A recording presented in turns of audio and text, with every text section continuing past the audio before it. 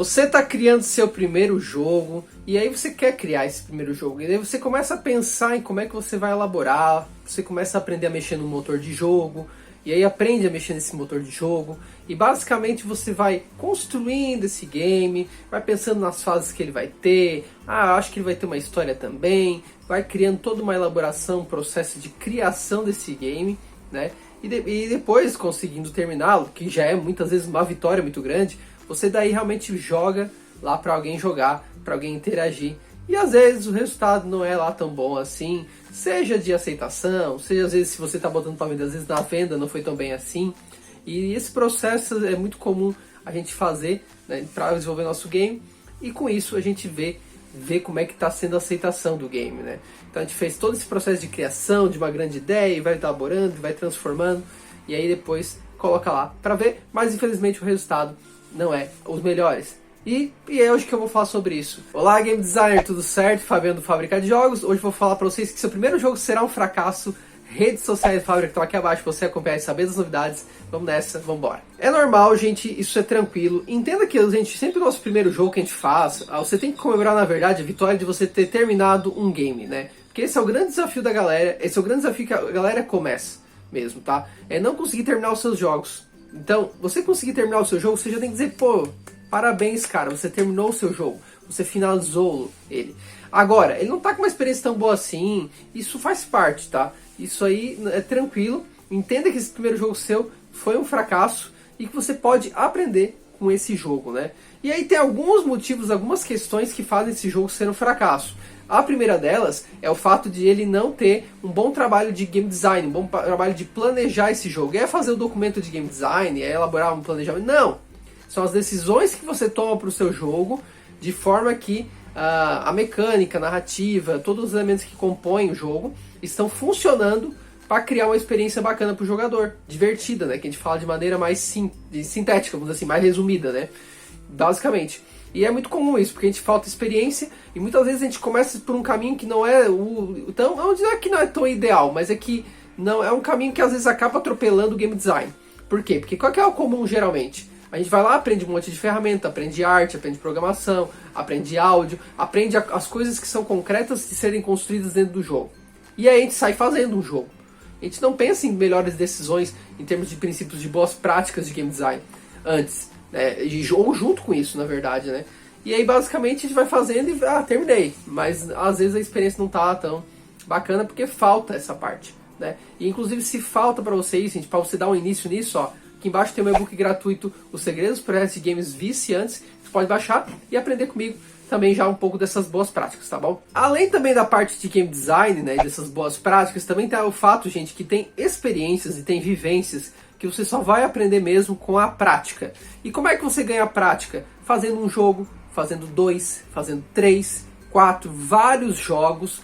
E aí quando você chega num jogo lá no 8º, no 7º, no 6º, você já vai estar assim, ó, craque, já vai estar percebendo melhor o que você pode melhorar. Se você mantém uma linha de jogo parecida, né, um gênero, por exemplo, ou uma linha de jogo que vai caminhando na mesma linha, melhor ainda, porque daí você consegue daí estabelecer comparativos para que no próximo jogo você melhore aquilo que ficou ruim no primeiro, né? Porque se você fica trocando de gênero o tempo inteiro, aí você sempre vai ter que estar aprendendo um novo gênero, como é que funcionam as mecânicas desse novo gênero, como é que é o funcionamento dessa experiência em outro gênero de jogo, né? Então se eu foco, por exemplo, só em plataforma 2D de precisão, então quer dizer, se eu vou seguindo a linha de jogos de plataforma 2D de precisão, quando eu chego lá no 5º jogo, eu já vou estar muito assim, esperto e ligado, no sentido de perceber que, eu posso fazer dessa forma aqui agora no 5º jogo, porque lá no primeiro e no segundo eu já fiz e não deu tão certo. E como é o jogo para o mesmo segmento, para o mesmo público, eu consigo fazer uma melhoria mais gradativa e mais inteligente também, porque daí eu já aprendi com as experiências anteriores. Então, tem coisas, gente, realmente, gente, que é na experiência prática que tu vai vivenciar, que tu vai aprender, né? Por isso que é importante sempre, às vezes publica um jogo, gente. Bota a publicar. Não vai ganhar dinheiro, não tem problema, mas bota para publicar. Porque você está colocando aos crivos do público, para o público te dar feedback, perceber, participar de Game Jam também, porque ali você começa a ganhar os feedbacks, e aí você começa a perceber melhor o que pode melhorar no seu jogo, que daí no próximo tu já vai evitar, né? Você vai ganhando XP, basicamente. E aí o outro ponto, gente, sempre também é analisar o que deu certo e o que não deu certo pro público, né? Então eles têm até aqui algumas perguntas só para ler aqui para vocês, né? Então, o jogo tá fácil de jogar? né? A dificuldade exigida para o jogador tá adequada para esse público, né? O seu jogo tem uma proposta clara para esse público, porque muitas vezes tu olha ali o jogo e pensa assim, tá, mas tá claro isso pro público, né? Será que ele tá entendendo que é a proposta do jogo? Por exemplo, no meu jogo, gente, eu senti que muita gente pensou que era jogo de corrida, por exemplo, pelo caso do Race, né? Então, quer dizer, o nome do jogo às vezes tem que pensar também bem, porque às vezes pode induzir a um erro, né? A pessoa, né? E é um jogo de ação-aventura. Então, quer dizer, tem que pensar nisso, porque às vezes a proposta pode não ficar clara, né? E aí gerar algum problema depois. Como é que foi a aceitação da estética do jogo, né? A estética visual, a estética sonora também, né? Como é que foi a aceitação deles? Curtiram, né? Tem que olhar isso, né? Eu já vi muita gente reclamando de jogo, por exemplo, que tem aqueles os sons de chiptune, né? Que é aqueles sons das antigas, por exemplo, que não curto, tá, mas às vezes, será que o público é o certo que tu mirou para esse público? Ou as pessoas não entenderam a proposta? Tem que pensar, né? Muitos bugs também, porque bug, né, gente, vai travar jogo, vai dar problema, né, vai prejudicar a experiência. Faltou um planejamento pro teu jogo também, porque muitas vezes é comum isso. Quando é um jogo pequenininho, tudo bem, dá pra fazer sem planejar, consegue se livrar um pouquinho disso, né? Agora, quando começa a ficar um pouquinho maior, a coisa já começa a ficar complicada. Já começa a ter problemas de ter uma visão mais sistêmica, mais assim, holística, vamos dizer, né? Do todo, né? Do teu jogo. Isso é muito comum, principalmente quem começa a fazer jogo pequeno, bem pequeno, e aí depois começa a partir para jogo um pouquinho maior. Aí a coisa já começa a ficar complicada, já começa a se perder, a economia do jogo já começa a ficar meio desbalanceada. É bastante comum isso, muito, muito comum, né? Inclusive dessas partes, assim, eu já percebi muito isso no Game Design Cycle com alunos quando eu vou orientar, né, no meu curso, né, voltado para Game Design, especificamente na produção. Porque basicamente eles começam a se perder nessas partes assim. E daí tu vai orientando e dando direcionamento, porque o meu curso tem esse acompanhamento para ajudar no primeiro jogo. E aí a gente vai dizendo, vai para aqui, faz assim, faz assado, vai para lá. Porque daí a gente reduz o escopo aqui, né? Porque tu não vai dar conta. Né? Às vezes não precisa de todas essas mecânicas que tu planejou. Então a gente consegue dar um direcionamento. Essas percepções de aprendizado a gente consegue daí também fazendo um projeto e levar para um próximo, né? Aí, claro, parte de caso foi um jogo comercial, também tu vai avaliar vendas, por exemplo, como é que foi, né? Teve reembolso, não teve? Por que foi? Por que teve reembolso? Qual foi o motivo? E aí tu começa a ter uma análise para esse teu jogo que foi um fracasso. Tem um autor, gente, que eu particularmente não lembro quem é, ficou na minha memória, mas quem souber pode deixar aí nos comentários, que é bem legal para eu saber, que ele fala assim, que teus primeiros 10 jogos serão um fracasso, tá? Então, bora fazer esses 10 primeiros jogos para te se livrar desse fracasso, para chegar no 11º e ter um jogo bom.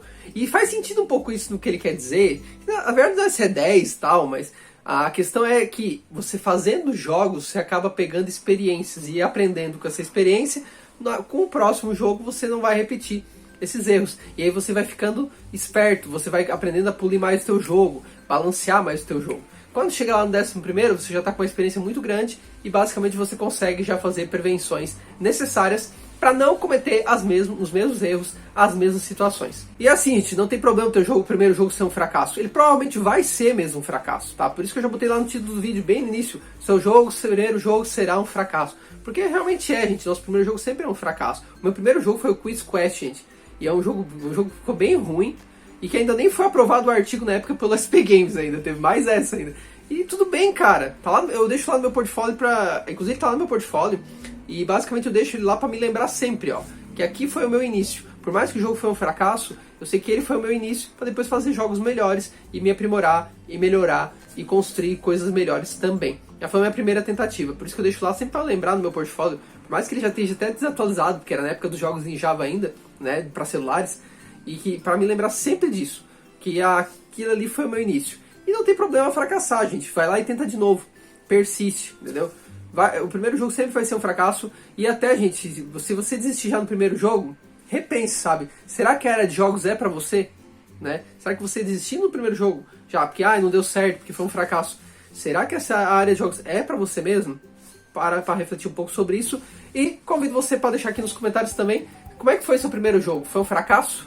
Não foi? Como é que foi essa experiência? Conta aí pra galera que tá começando, para que todo mundo se identifique e veja, meu jogo foi um fracasso também. Tudo bem, aprendi muito com ele, hoje eu faço um jogo melhor, ou eu tô no caminho do primeiro jogo, enfim, conta aí que vai ser legal pra gente trocar uma ideia. Se inscreva no canal, redes sociais da Fábrica, tudo abaixo aqui, aproveite, aprenda nesse canal aqui do Fábrica de Jogos, tá bom?